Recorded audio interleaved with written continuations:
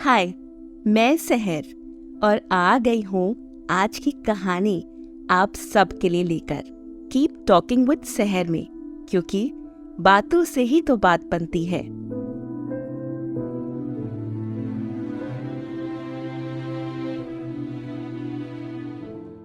आज की कहानी मेरे दिल के बहुत करीब है, क्योंकि इसमें एक अनजान इंसान ने अपने दिल की बात जो कही है। एक ऐसा इंसान जिसे मैं नहीं जानती, हम सब भी नहीं जानते, लेकिन उसने अपनी दिल की बात हम तक पहुंचाई इस कोशिश के साथ कि क्या पता उसकी ये कहानी बहुतों को एक उम्मीद दे जाए। इस कहानी में जजमेंट की जगह आजादी को चुना गया, लोगों की बातों को अनसुना करके। ये कहानी है अनम की उड़ान की, उसके खुद को चुनने की कहानी। अनम की लाइफ में सब कुछ रूटीन चल रहा था। उसकी एक बेटी थी मायरा, और लाइफ में वो बिजी रहती थी। लेकिन एक टाइम आया जब उसे लगने लगा उसका घर टूट रहा है, कुछ गलत हो रहा है। अकेलापन, डर, इनसिक्योरिटी, इन सभी एहसासों ने उस पर एक साथ जमकर अटैक किया। पिछले 3 सालों से उसे लगता था कि वो जहां थी वो जगह उसके लिए सही नहीं थी। कभी कभी रिश्तों में खटास पड़ने की वजह कोई तीसरा नहीं होता, लेकिन 2 लोगों के बीच की दूरियां होती हैं। एक वार्मथ होती है हर रिश्ते में। अगर वो वार्मथ ही ना रहे तो फिर साथ रहना जस्टिफाइड नहीं है। अनम का शौहर हिलाल एक इन्वेस्टमेंट बैंकर था। काम में हर दम बिजी और काम के बाद अपने दोस्तों के साथ चिल करता। घर आना जैसे उसे रास ही नहीं आता था। अनम हर शाम मायरा को डिनर कराने के बाद उसे कहानी सुनाती और उसे चांद तारों की दुनिया में पहुंचा देती थी। देर रात तक वेट करके वो अकेले खाना खाती और फिर ड्राइंग रूम में पड़े सोफे पर लेटे लेटे कब उसे नींद आ जाती उसे मालूम भी नहीं पड़ता था। फिर एक नई सुबह, फिर वही तन्हाई और फिर वही एहसास कि कोई उससे जिंदगी छीन रहा हो जैसे। अनम एक कैद में रहने लगी थी। ना उसके दोस्त थे, ना उसके घर वाले उसके करीब। उसे लगता अगर वो अपने दिल की बात किसी से कहेगी तो लोग उसे गलत समझेंगे। जब वो रात में तकिए पर सर रखकर सोती तो अक्सर उसकी नींद फाख्ता हो जाती। इतना सब जो था उसके दिल में कहने को, बताने को, दिमाग दिन भर इस सोच में डूबकर परेशान रहता था।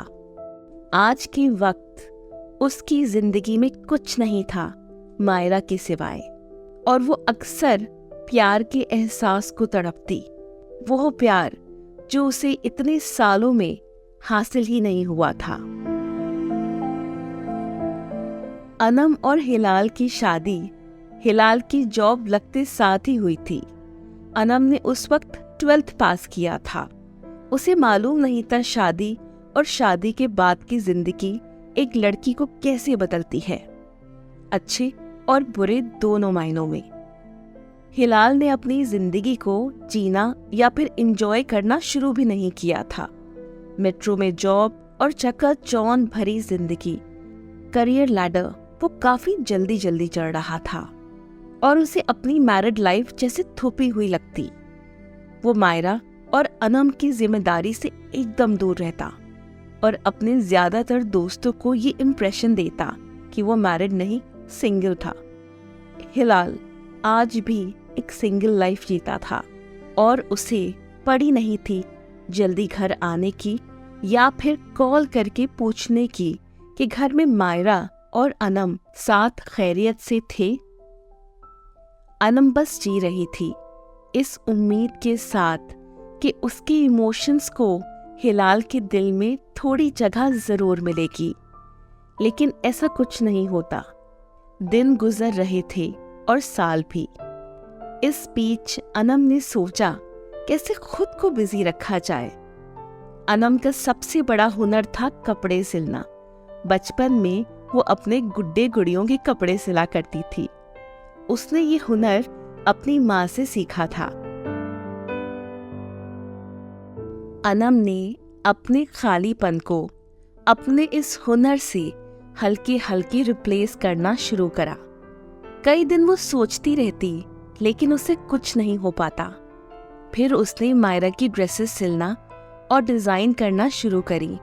वो भी इस वजह से कि घर के खर्च के जितने भी पैसे हिलाल देता था, उसमें से मुश्किल तमाम अनम घर का खर्च पूरा कर पाती थी। और क्योंकि हिलाल का ध्यान कभी भी घर पर नहीं होता, तो उसे ये भी अंदाज़ा नहीं होता कि मायरा हर दिन छटाक भर बढ़ रही थी। अनम ने कपड़ों की डिज़ाइनिंग का काम पुरानी चादरों से शुरू किया, अपनी स्विंग मशीन पर जो उसे जहेज में मिली थी और जिसे उसने स्टोर रूम में 7 साल से नज़रबंद कर रखा था। अनम छोटे छोटे पैटर्न्स बनाकर मायरा को पहनाती और फिर उसका फोटो सेशन अपने फ़ोन से करके इंस्टाग्राम पर अपलोड करती। धीरे धीरे मायरा का इंस्टा अकाउंट पॉपुलर होने लगा और अनम को मिलने लगे ऑर्डर्स। अनम ने 1 साल जी तोड़ मेहनत करी और फिर अपने और मायरा के लिए एक घर ढूंढना शुरू किया। वो जानती थी वो हिलाल के घर में बस एक अनचाही मेहमान थी, जिसे खुद हिलाल निकाल नहीं पा रहा था। और अनम ये भी जानती थी कि उसके घर वाले उसे वापस जगह देंगे नहीं। इस एहसास ने अनम को इतना मजबूत बना दिया था कि उसने खुद से वादा लिया था कभी पीछे मुड़कर ना देखने का, पास्ट में ना जीने का, या फिर उन चीज़ों पर मलाल करने का जिनकी पकड़ उसकी जिंदगी में से ढीली पड़ती जा रही थी। लेकिन इस सब के बीच अनम मायरा का हाथ कस के थामे रही। वो जानती थी जैसा उसके साथ हुआ वैसा ही शायद मायरा के साथ भी हो, और उसने मायरा की पूरी जिम्मेदारी इस 1 साल में पूरी तरह से उठाना जान ली थी। दोनों माँ बेटी बहुत खुश थे, अपनी जिंदगी की डोर को अपने हाथ में थामे। और फिर एक दिन देखते ही देखते अनम ने अपने रेंटेड होम का पोजेशन ले लिया था। दोनों तब शिफ्ट हुए जब हिलाल एक कॉन्फ्रेंस के लिए ट्रैवल कर रहा था, क्योंकि अनम को किसी भी किस्म का कोई अननेसेसरी ड्रामा नहीं पसंद था।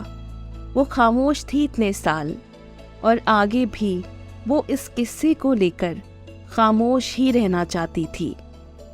अनम ने अपनी जिंदगी की कमान अपने हाथ में ली थी।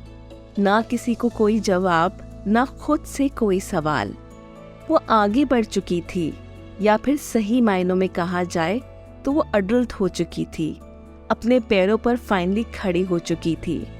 जान चुकी थी कि जिंदगी में एक बिना प्यार की शादी में रहना और वक्त बर्बाद करना खामखा का काम था। अनम ने अपनी नई शुरुआत को अंजाम दिया मायरा की बर्थडे वाले दिन। उसे अपने हाथों से बनी एक अच्छी सी फ्रॉक पहनाकर उसका नए घर में फोटो शूट भी किया, और फिर अपना एक वीडियो शूट करके हिलाल और उसकी फैमिली को भेज दिया कि वो हिलाल को तलाक दे रही थी। वो उस मुकाम से बहुत आगे बढ़ चुकी थी जहां सुलह की थोड़ी भी गुंजाइश हो। वो अपने पैरों पर कई बार गिरकर खुद से खड़ा होना सीख चुकी थी। ना उसे मदद और ना ही उसे सहारे की जरूरत थी। अलबत्ता वो हिलाल को इस शादीनुमा कैद से रिहाई दे चुकी थी। न जाने आप सब में कितने लोगों ने दूसरों के जजमेंट या फिर खुद के जजमेंट को खुद पर हावी करके कितने साल ऐसी जिंदगी में गुजारे होंगे जहां ना प्यार था ना ही साथ। लेकिन सच्चा प्यार तो खुद को सहारा देने में है, जब हर कोई आपसे मुंह फेर ले। सेंटिमेंटल जब भी हो तब खुद के सेंटिमेंट्स पर काम करो। माने एहसासों का ध्यान रखो, अपने दिल का खासा ख्याल रखो। गलती का एहसास ये भी है कि आप गलत जगह को चुनो, है ना?